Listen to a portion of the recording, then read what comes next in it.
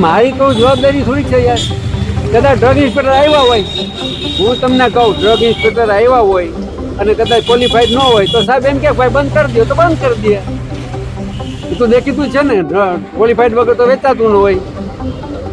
તપાસ અત્યારે ચાલુ છે. જે ફોર્મમાં ફાર્માસિસ્ટો દવા ઓછી રહ્યા છે એની સામે તપાસ દરમિયાન જોગી આવશે એની સામે કાયદેસરની કાર્યવાહી રાજકોટમાંથી બે ડ્રગ ઇન્સ્પેક્ટર દ્વારા ખાતે તપાસ ચાલી છે. મેડિકલો બંધ કરીને ગયા છે એમનું બી સંજ્ઞાન લીધું છે અને રૂટીન તપાસમાં ફરીથી આવશે ત્યારે ખુલાસ ત્યારે ફરીથી તપાસ. મેડિકલ અત્યારે તો એક મેડિકલ છે જ્યાં ફાર્માસિસ્ટ હાજર હતા એમની સામે કાયદેસરની કાર્યવાહી. અત્યારે પ્રધાનમંત્રી આ મેડિકલ છે એમની સામે ફાર્માસિસ્ટ હાજર હતા.